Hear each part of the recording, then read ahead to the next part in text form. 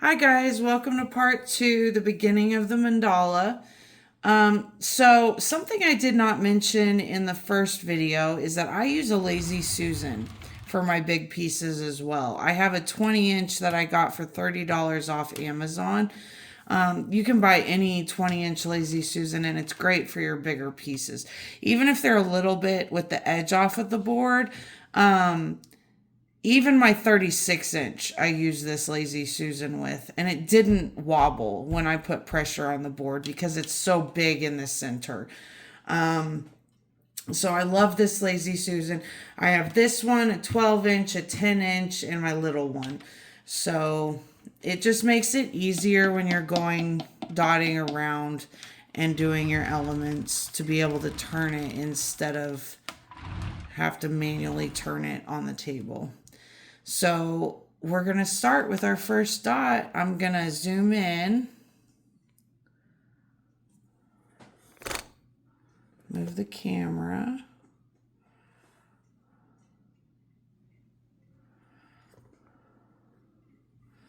And for the first dot, I'm going to use the white pearl.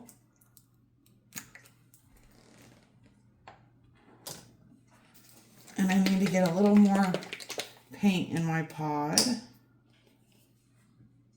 I use pods because the depth is better and it keeps the paints dry longer.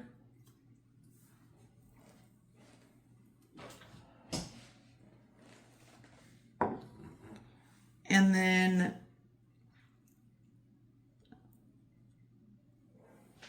we're going to start with the size 15.5 dotting rod. And we're going to get lots of paint on here.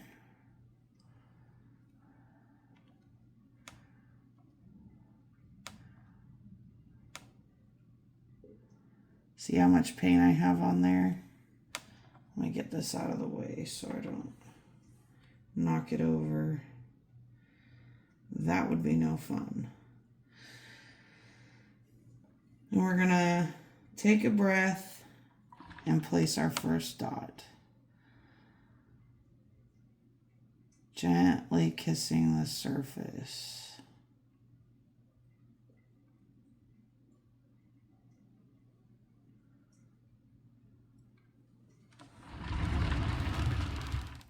And I move it around to make sure it's centered.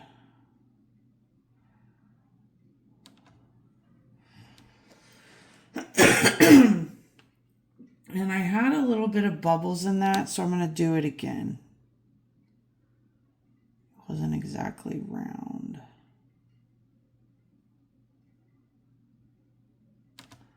There we go. And there's the first dot.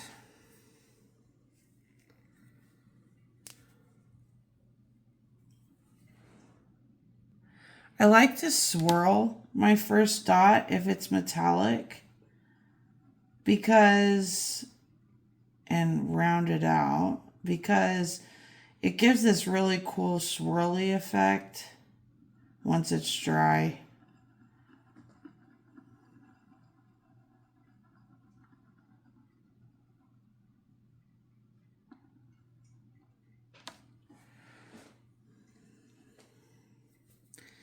Next, we're going to go in with the large end of the pink tool, which is the 1.5 millimeter and the melon.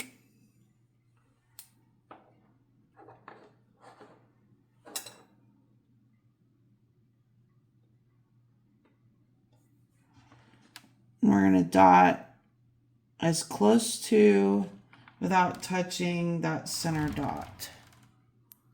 I'm going to move it a little bit further in so you can see.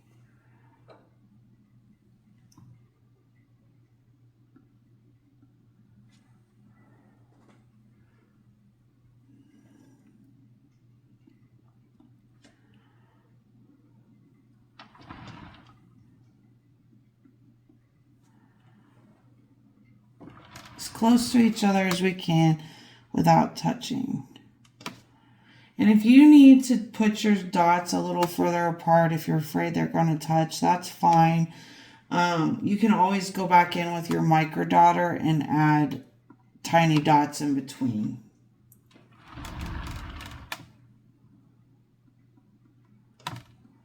So we're going to go around the whole center dot. Now for this last dot, I'm not picking up more paint. I'm just going to dot there because I didn't have room to pick up more paint. Next, I'm going to go on with the large end of the pink stylus again, so the 1.5 and the carousel pink. And I'm going to go in between every dot.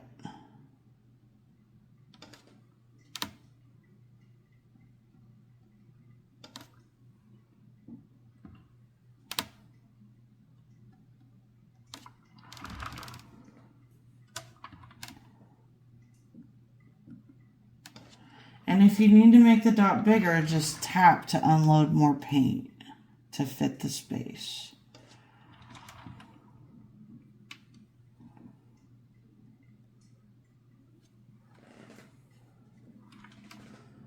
It looks like they're touching in the video, but they're not.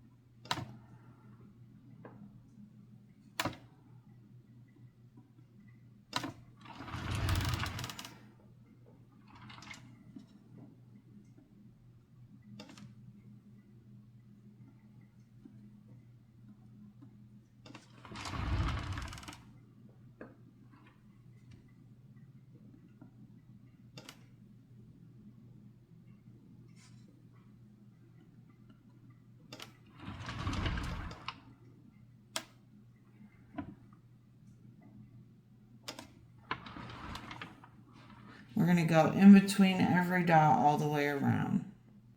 Next, we're going to take the large end of the white tool, which is the 2.0 millimeter, and the vivid violet, and do the same thing.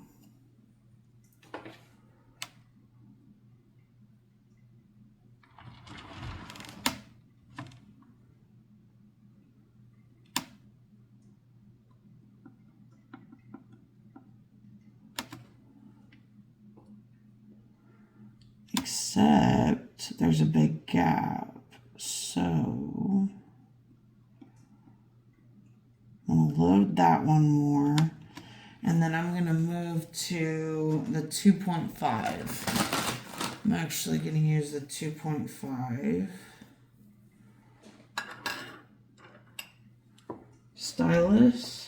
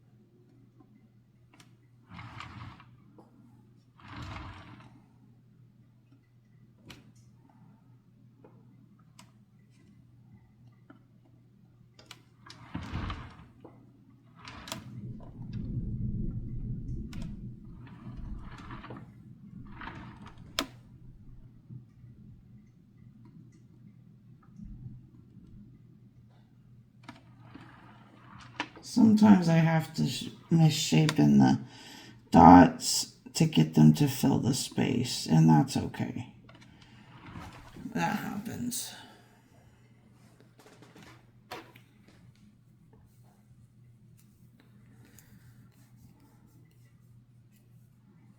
Next, we're going to go in with the green.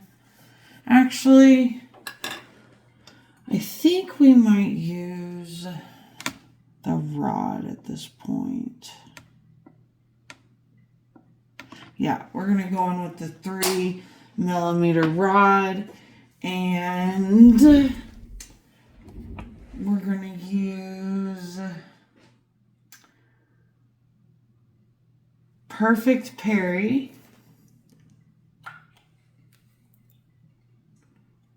Or do I want Stormy? Let's see here.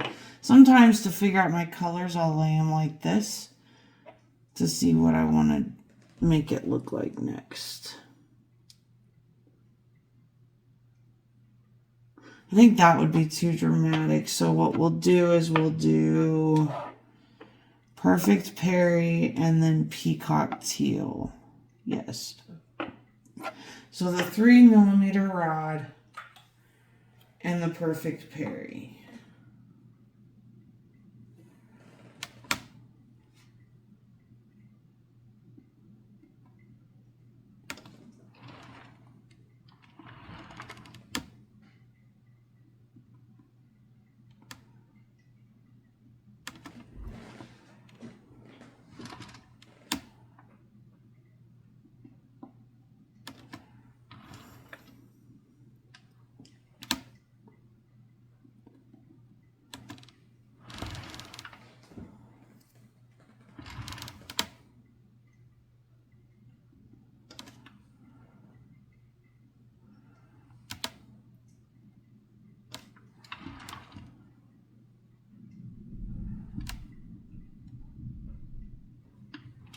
And we're going to go in between every dot.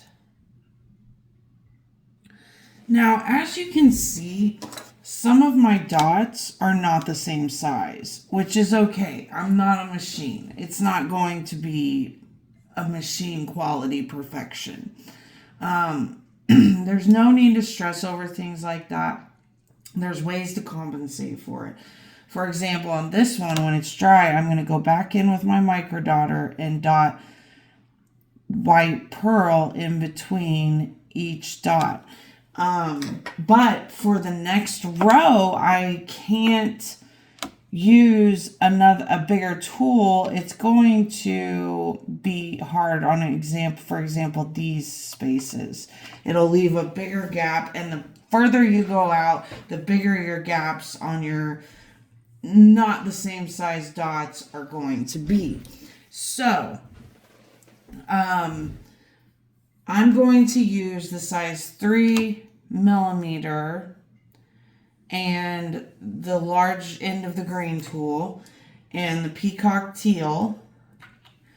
And I'm not going to go in between every dot. I'm just going to create a row of dots around it like this. And I'm going to use that line to do it.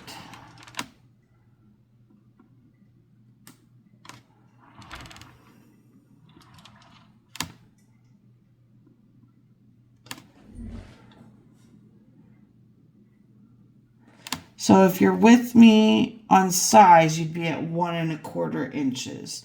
If you're not, go ahead and add another ring to compensate.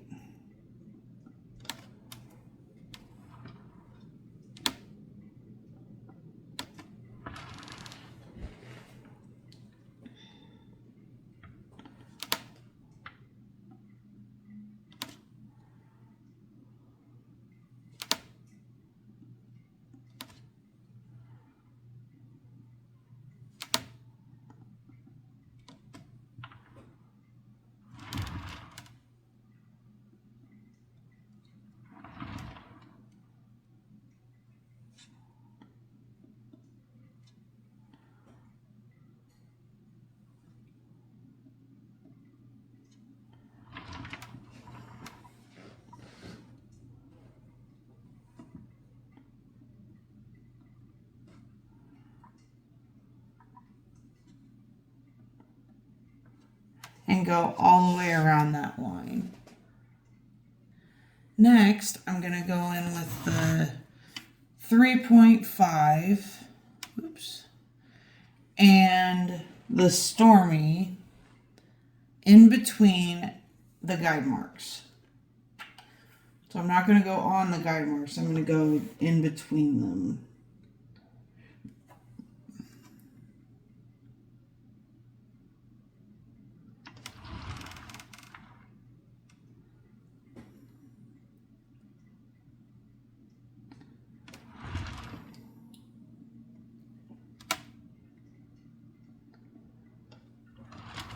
In between every set of guide marks.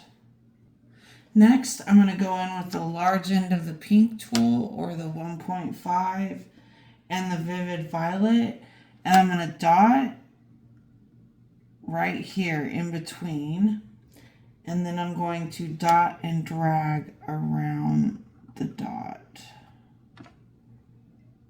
picking up a little less paint than that.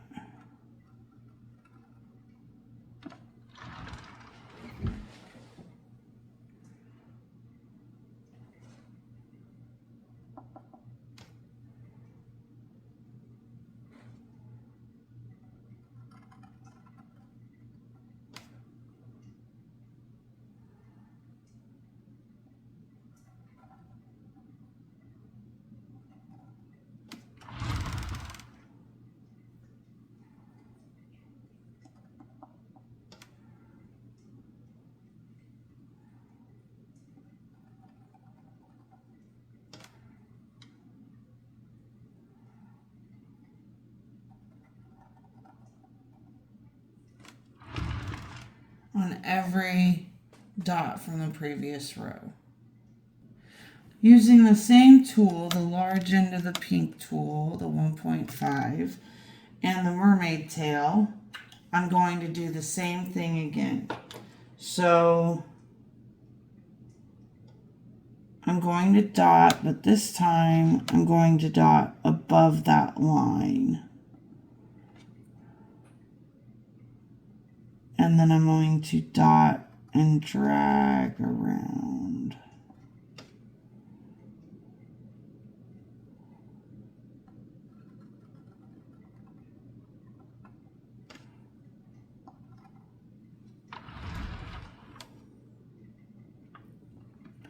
Dot above the line. Dot and drag around, leaving a little space for the next element to go through.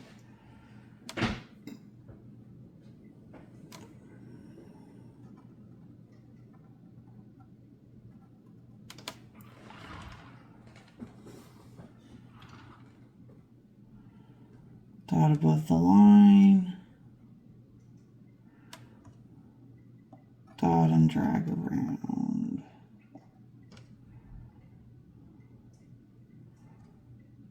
Creating dagger-like elements.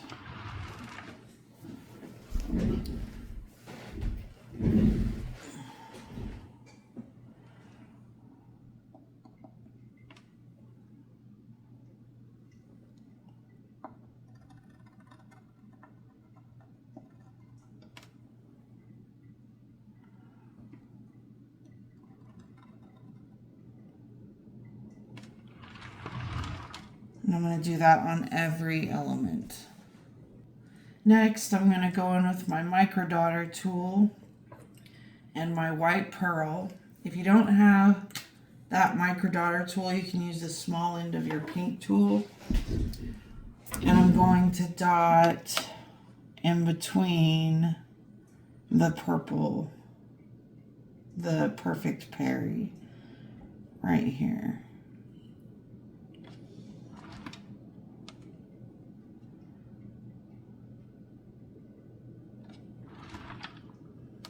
Filling in that space.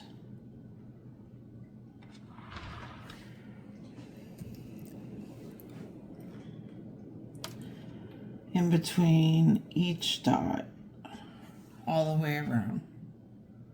Now I'm going to go in between all of these, starting on this side going out.